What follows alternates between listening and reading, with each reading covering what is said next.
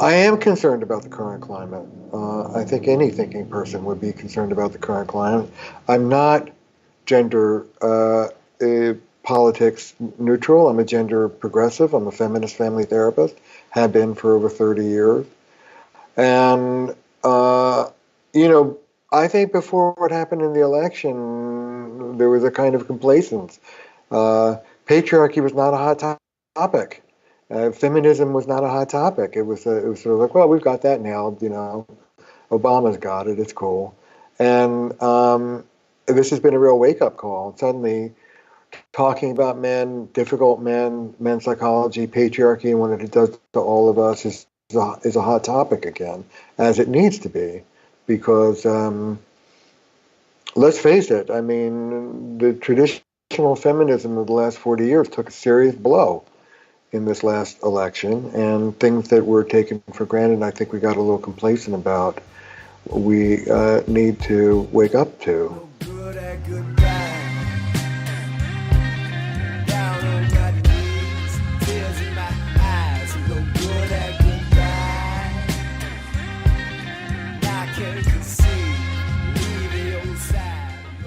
Welcome back, everyone. That was the voice of Terry Real, and you're listening to Unscripted with Nell Daly. I'm your host, Nell Daly. I'm a psychotherapist, TV commentator, journalist, and a mother. Unscripted is a podcast that inspires people to live, not just exist, but to really live a healthier, more satisfying, more deeply meaningful life. We are so grateful you've tuned in again. Thank you, thank you, thank you. And if this is your first time with us, head on over to Facebook and like us there at Facebook/Nell Gibbon, Gibbon, Daily, Daly, so you can receive all kinds of free information about living unscripted. We also encourage you to join our private Facebook group. Just search Nell Unscripted and ask to join. This month, we're going to be ramping up that group, so come over and join our tribe for lots of cool free information and access to some of the guests that we have on the show. And we would love it if you checked us out over at The Daily. That's www.thedaily.com. You can listen to all the episodes right from there. And that's also where you'll find a lot of information about our guest speakers and lots of stuff that we're interested in over here at Point Zero Productions. So for today's episode, which is episode number 11, we have a special guest named Terry Real on the show.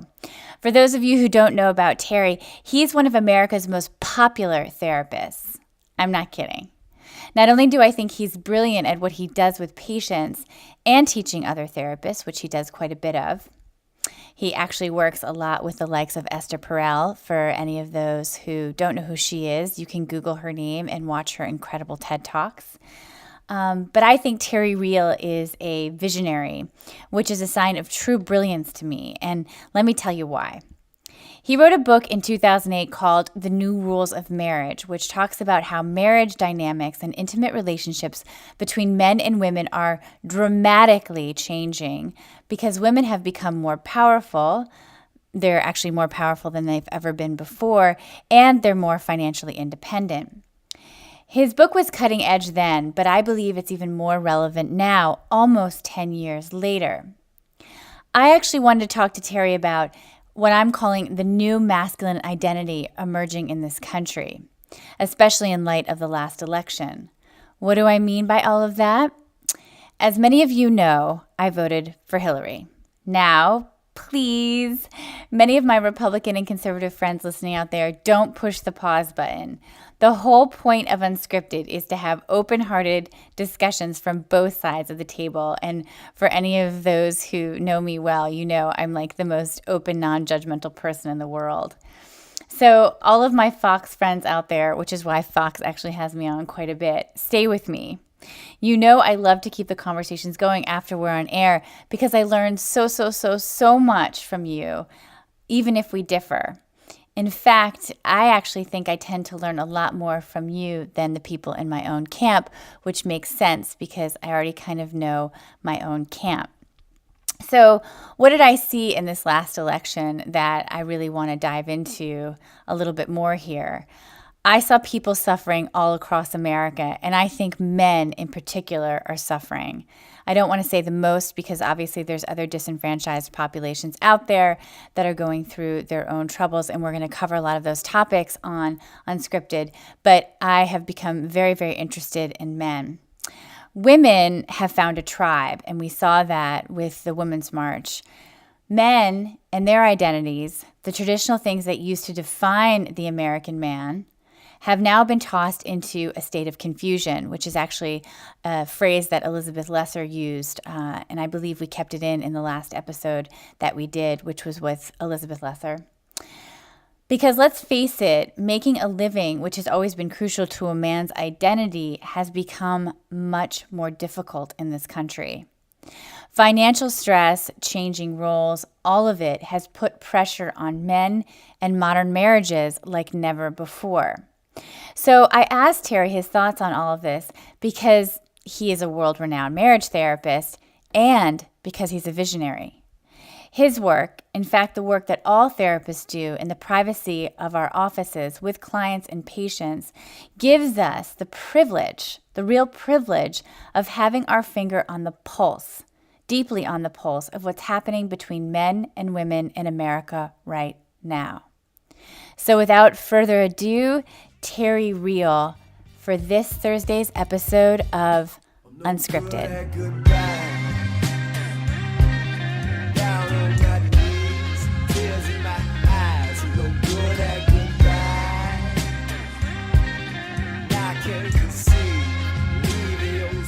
Today's episode is partially supported by Quero Shoes. This is such a great company. I have to tell you, I am so proud to be aligned with them. Let me tell you a little bit about Quero Shoes. They're handmade shoes for men and women, crafted by Spanish artisans who use only the finest materials from Italy and France and Spain. Quero has made it simple for you to buy a classic upscale shoe that is literally custom designed by you. So how do you do this? You simply go to Quero.com. That's QUEROHMS.com. And you pick out a style you love. And man, do they have some gorgeous styles to choose from. I was on their website and it's really off the hook stuff, you guys. And then you build your shoes to fit your own taste and measurements. You can pick the laces you want, the heel size, even the exact color of the leather. This is an old way to make shoes, but a new way to buy them. And if that's not enough, they even offer free shipping in the US and free returns. That's awesome. And when you sign up for their newsletter, you also get an extra 15% off with your purchase. So go to Quero.com to learn more. That's QUEROHMS.com to learn more.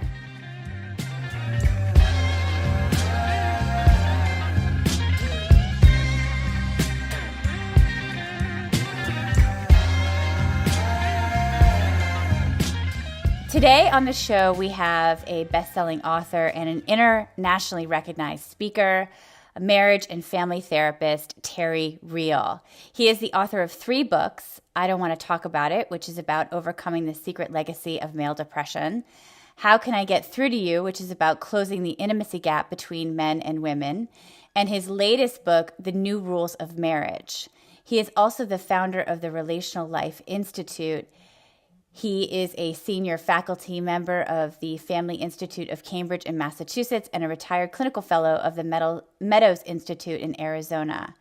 Terry's work, and in particular his ideas on men's issues and on couples therapy, have been celebrated in venues from Good Morning America to The Today Show in 2020 to Oprah and the New York Times.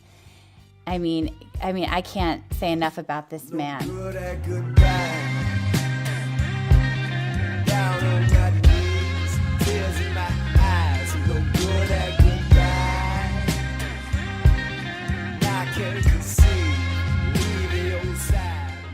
One of the things that's been very important in my work and my work moving forward is that I think we missed something in the last election, we being people who are consider ourselves feminists, that there's this whole population of men in our society that have been left feeling as if they don't have a masculine identity anymore.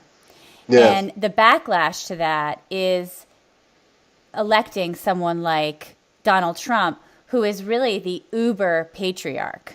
Yeah, exactly. In every way, including his assaultiveness to women. It's all part of the package. This kind of frat boy, 1950s Hugh Hefner kind of deal. And madman. Kind of madman on steroids. And we went for it as people are going for strong men of either sex, strong quote unquote men of either sex across Europe now, and but at any rate, let me just say something about men. Because I feel like we may be putting the cart before the horse in this conversation. So, I think that the way that we raise boys traditionally under patriarchy in this culture is through disconnection.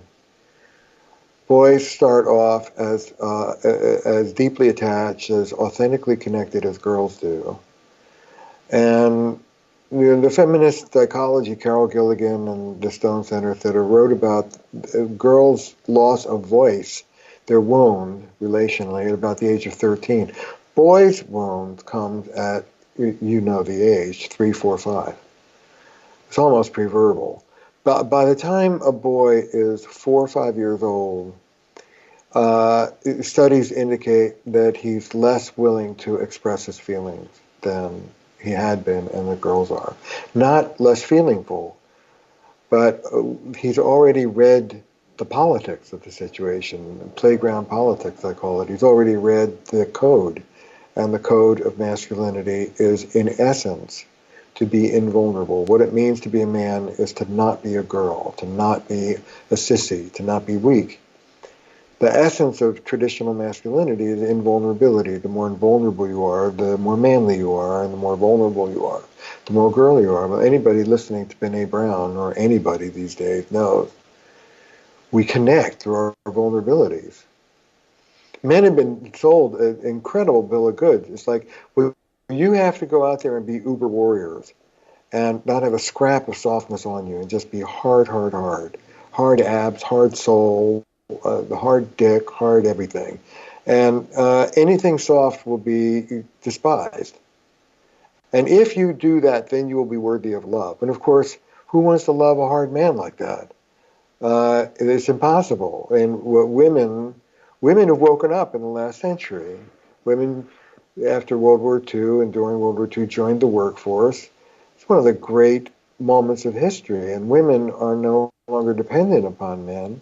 Women want more from their marriages, and they want more from men. They want more emotional intimacy than we raise boys and men to deliver. And so there's a built-in asymmetry that people are not addressing. The only real response to this culturally has been a conservative one. If women would just back down and go back to the 50s, all would be well. Well, that toothpaste is not going back into the tube. Mm-hmm. So I don't want women to stand down. I, across the board, want men to stand up and meet these new demands of intimacy. One of the things you know about my work is that I'm not neutral. Women bring men into therapy across the country so that the therapist can help them be more relational. And therapists, under the guise of being even-handed and neutral and not taking sides, throw women under the bus in therapy routinely. I support women. Your demands for intimacy are legit. What you're asking for is good. It's good for you, it's good for the kids, it's good for your husband. Stand up for it. Now, the way you're doing it happens to suck. And I can school you on how to do it, both more assertively and more lovingly both. So your delivery could use a bit of work. But what you're asking for is true. I don't want women to stand down, I want men to stand up. And what I say to guys is, you know what? This is good stuff, man. Welcome to the 21st century. This is true in corporate culture. It's true in leadership courses, except for Washington now. The old hierarchical model is falling apart. I think that Trump is the death throes. I really do. I think that this is the last spasm of a dying paradigm of what masculinity is supposed to look like. And you know what? They're going to lose. We're going to win because you know what we have on our sides? We have the millennials on our sides. The younger the man, millennial men are the most progressive men on the planet, gender-wise. Gay rights is universally accepted. It's universally understood that you'll be a dual career family. You're going to need both of those incomes to have the life you want. You expect to have democratic decision making. Millennial men are okay. So it's breaking down, but it's a pretty violent breakdown. Mm-hmm. I just think that what attracts women and men is strength. Mm-hmm. And power, a certain kind of male power. You know, you mentioned Esther Perel, my pal and partner in crime. We teach a lot, and Esther talks about men's predatory sexual energy. That there's a sexual aggressiveness in men that there's an open secret many women really like. It Oh, turns them on, yeah. actually. Mm-hmm. And, you know, Esther has a million great lines. One of her lines is, you know, sex is never politically correct. And she says, we like between the sheets, but we protest in the streets. Exactly. That's exactly what I was just pointing out. That what the New York Times did a beautiful article after the book 50 Shades of Grey came out, and what they were saying is that as much as women love to protest in the streets, in the sheets they want to be dominated, So and many, not all, but not many. all, many do. Yeah. And so it is about power and it's about our strengths. I love how you put that. And that's exactly that. So these things are not always very clear. There's a lot of nuancing to these situations Yeah, as but these I don't, paradigms fall yes, apart. that's true. And I don't want to jam men up with false polarities. Here's what I Yes. say. I want whole people. I want sexy, smart, vivacious women. I want strong, open-hearted, big-hearted, tender men. Hmm. And we get jammed up when we start thinking about these qualities as if they were either or. Yes. Yes, I agree.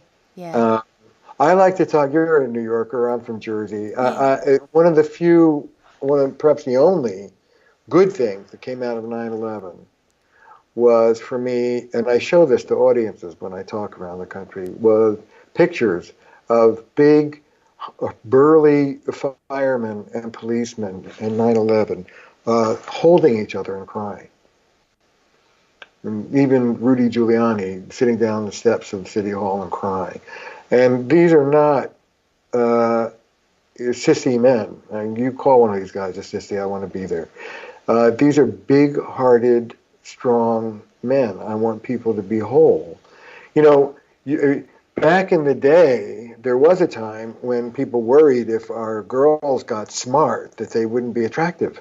Remember that? I mean, maybe too young for that. No, But I was taught that. My dad, I mean, that was as it didn't matter sort of what my education was as long as I was still pretty, right? It was yeah, like still be pretty. You know, it's great you have a good education, but are you still going to always be pretty? Because that will be my access into power.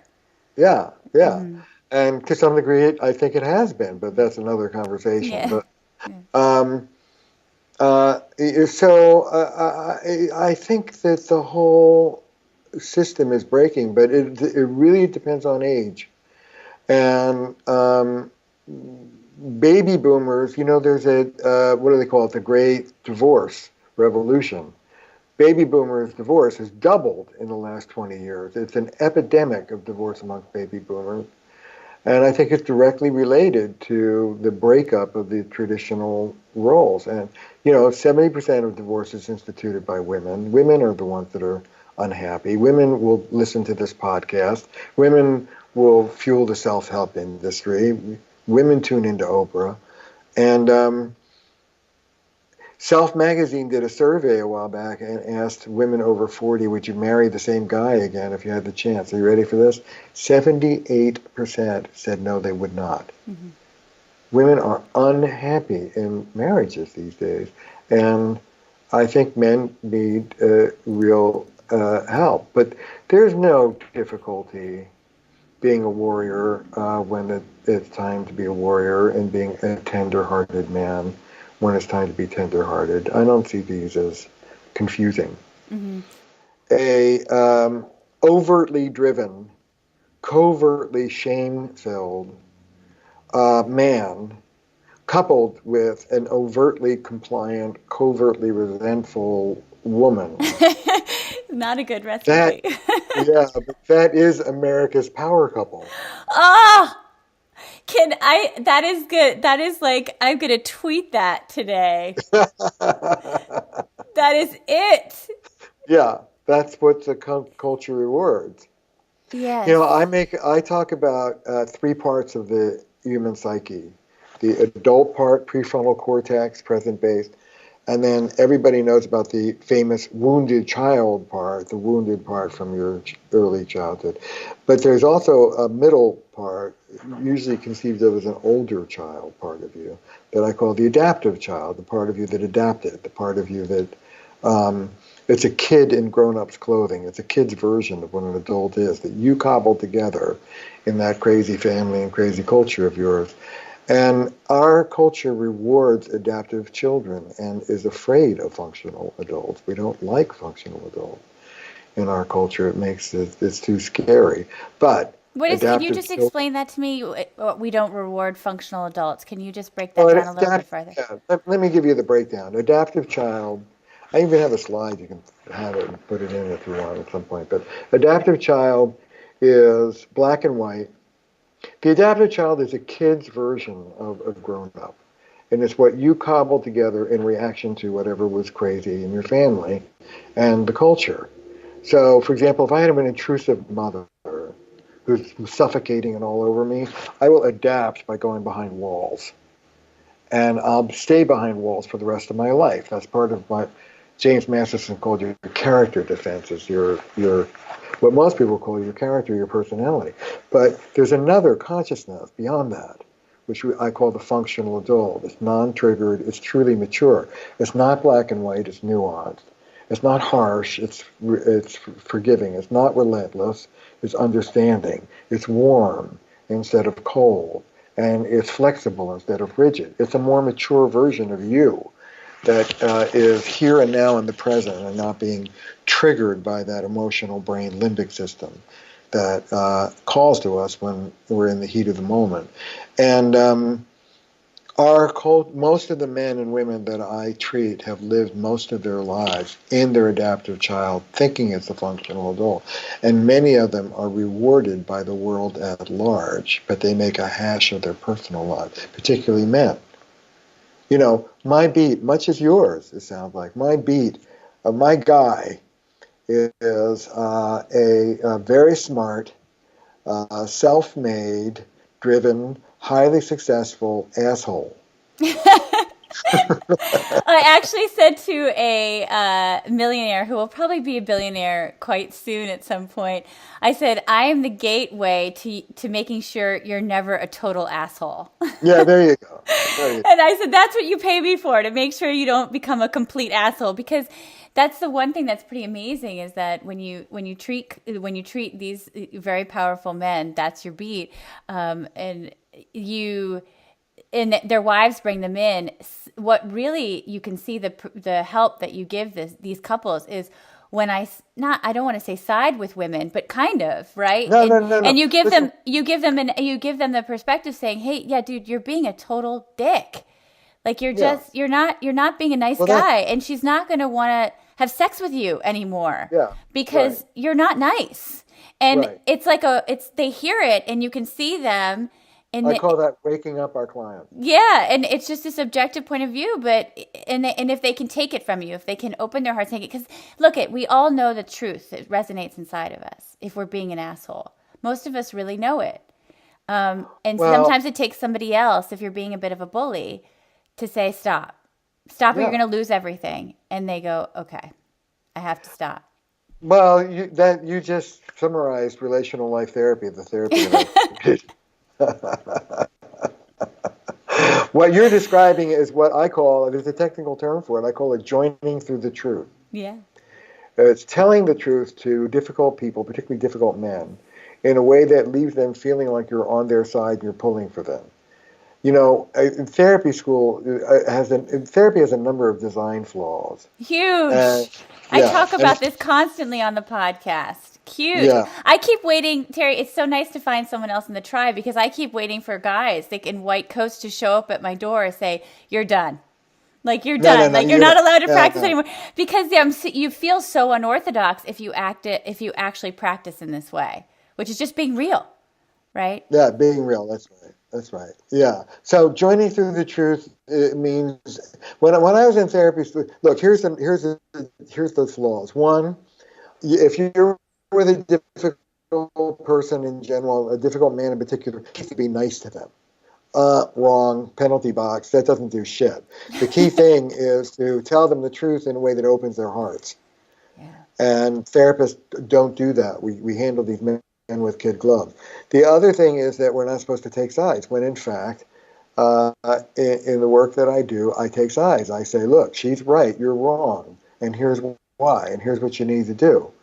It's not your fault. You have to love the person you're working with while you're being this direct with them. Otherwise, it won't go. You have to hold them in respect in your heart. But but yes, I don't know how to work with men without being very direct and blunt about what. There are three phases in the work that I do: RLT, relational life therapy. The first I call waking up your client. It's what you just described. Can I give you an example of waking up your client? I I, have this. I would love it. Please, I love examples. Okay, Yes. so this is a 4-minute video. Uh, I, a guy who was verbally abusive for 20 years. And we do one interview. And the crux of the interview comes about 2/3 in. I say to him, who was the angry one in your family growing up? He'd been a rager for 20 years. Too fast. It happens too fast. He can't control it. Who's the angry one? Blah, blah, blah, blah, blah. Long story short, my stepmother. Describe her. What was she like? She was the nastiest, meanest, angriest person on the planet. Pause. Pause, pause. Most therapists talk too damn much. Let it sit and gather weight. Then I say to him, do you realize that when you are abusive to your wife, you have become your stepmother? And he says, no, no, no, no, no. That's terrible. For somebody to paint me with the same brush as her, see me through those same lens, that's embarrassing. I said, good. That embarrassment, if you'd grown up in a healthy family, would have stopped you from being abusive all these years. But you grew up in a shameless family, and that shamelessness was passed on to you. I said, listen, do you have a picture of your stepmother? No. Can you get one? Yeah. Okay, good. Here's what I want you to do. The next time you're going to rage at your wife, you can do it. I can't stop you. But before you do, you have to promise me this. Whip out a picture of your stepmother, look her in the eyes, and say, right now, acting like you is more important to me than my wife is. And he looks at me and says, that would stop me in my tracks. It's not true. And I said, well, you have to say it before you rage at her next time. And he said, okay, I will. And that was 3 years ago, and he hasn't raged since. Mm-hmm. This is what I call waking the client up, waking up their conscience, waking them up out of the dream, out of the kind of enchantment of rage that he'd been in for 20 years. The next phase is inner child work, trauma work, family of origin work. Where did this come from? And then the third phase is teaching, and most therapies don't teach.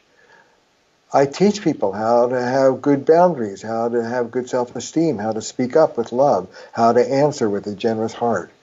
What I call relational jujitsu. I teach people the art of how to sustain an intimate relationship. We don't know how to do that in this culture. Why do you think that the ways that we are trained, and I'm bitter about it, actually. Oh, don't be bitter. That's I terrible. Well, I know, but I'm being honest. Just I was when I was at a psychoanalytic institute in this is a great story. I was at a psychoanalytic institute in in New York City, in postgraduate training, and I got pulled into a room, and the one of the supervisors there said, "We need to talk to you." And I said, "Well, what is it? What is it?" She said, "Well, the head of the institute doesn't like the way you greet clients." And I Oh my said, God. "Oh God, well," and he looked like Freud. He walked around with a tweed coat and literally a pipe, even though smoking was like banned years before. And I said, "What do you mean?" And he said, "Well, you just nod at them. You don't smile, you don't laugh, you don't go up to them. You just nod and you bring them back." And I said, I got to call this out. This seems like bullshit to me. I said, these people look sad out there. And if I was sad and depressed, I wouldn't want someone coming out looking sad and depressed saying hi to me. I'd want someone coming out there and saying, "Hey, how are you? It's good to Yeah. see you." Being a human being and being polite and bringing them back because I'm just about to sit down with them and ask them to tell me their deepest, darkest secrets. And I look like, everyone else. I'll bet that went over real well. It didn't. I didn't laugh. I didn't laugh. Enough for everybody. Let me say one word about power. Rianne Eisler, The Chalice and the Blade, makes a nice distinction between power over and power with. Mm-hmm. Power with is good. Power over is a big mistake. Power over is the mistake of patriarchy, dominion, instead of working with. Anyway. No. Where did you get that? Where is that theory from? I missed it. Rianne Eisler, the woman who wrote The Chalice and the Blade. Yes, right. Okay. So I think these men have been disempowered. I think these men have been starved out. I mean, they're in dire straits. Yes. And they make just enough to not get much help from the government.